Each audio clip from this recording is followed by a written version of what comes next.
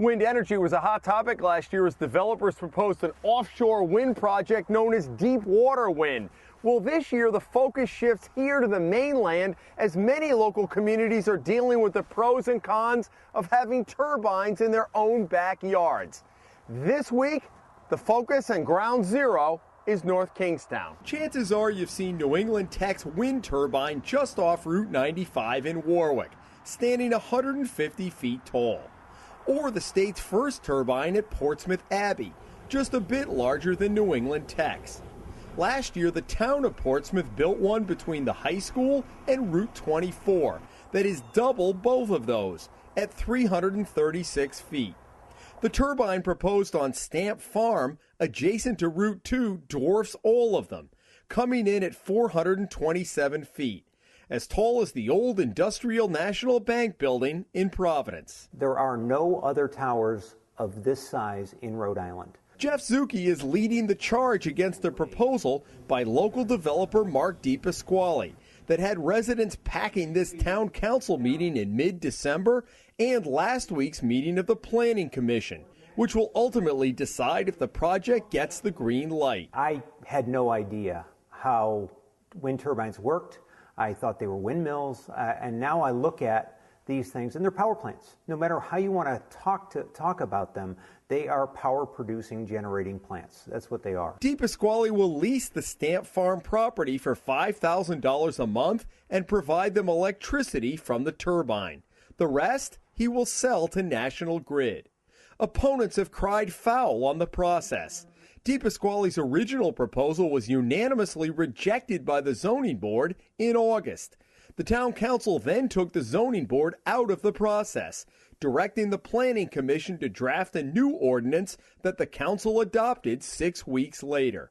And that's resulted in the owner of Shartner Farms, which is directly adjacent to the proposed turbine project, suing the town.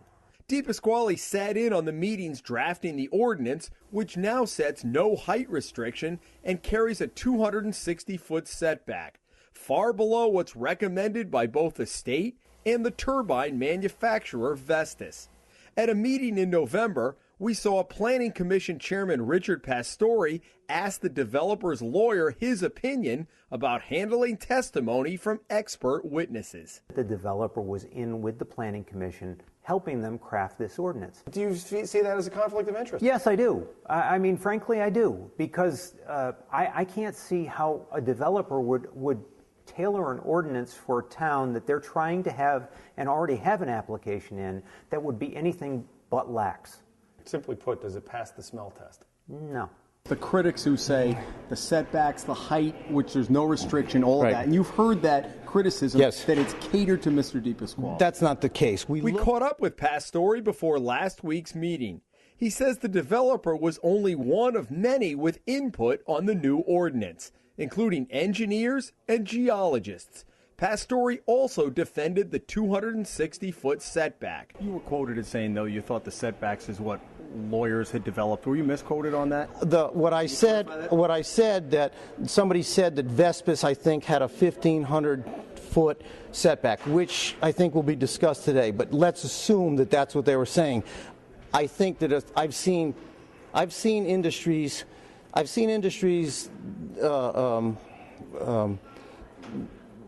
present setbacks and present things like that basically as a CYA attitude. So I think we have to look at that more carefully. When we looked at collapses, 260 is appropriate? I do think it's appropriate, yes. DePasquale recently took out a full-page ad in a local paper trying to counter concerns about health and safety. The developer's spokesman is David Darlington. The new ordinance is much more onerous than the old ordinance, so I'm not sure that it passed the... not on height back and not on height and restrictions and setbacks, because there is no height restriction. Well, but Jim, you have to look at the old ordinance. It said 400 feet, but it also allowed for you to get a variance. So the 400 feet was just a marker that was there that required you to go into the town and ask for a variance. The new ordinance... You had to have people say 400 feet, put it in perspective, and discuss it. Here, there is no height restriction. It could be 500, 600, 700 feet, could it not? The new ordinance requires us to look at a much larger area as far as the neighborhoods go and what the impacts will be on the neighborhoods. There's a lot more jeopardy in the new ordinance for a wind turbine than there was in the old ordinance. Last month, the town council got an earful from a room full of residents on a topic that wasn't even on that night's agenda. One by one by one by one, they came to the microphone. Some had never attended a council meeting before. One resident held a map that he gave to the council. Not a single member of the planning commission or the town council lives near the turbines. And that brings up the not in my backyard argument, and whether wind turbines are a good fit for North Kingstown or any residential community. What about that not in my backyard argument? It's more of a nit argument, like a nitwit. Okay, not in my town. Because what this really comes down to is it changes the characteristics of why we came to North Kingstown. The main question many are asking, what's in it for North Kingstown? The opponents want to know, aside from the argument for green energy, who benefits besides the developer and the owners of the land where he wants to put the turbine. Should the town be getting something out of this? We have been buying open land, open space in our town for quite a long time. We've been trying to maintain the rural characteristics and the characteristics of North Kingstown. So here we are on that side of it, and here we are promoting wind energy. The two don't jive right now. And they want to know where the town leaders fit into the equation. We didn't know about it, and we thought that you guys, the elected officials, were here to protect us. We didn't know we had to watch everything. Just this week, the town council put a moratorium on any new wind turbine projects, but that won't affect the current application here at Stamp Farm, which moves forward.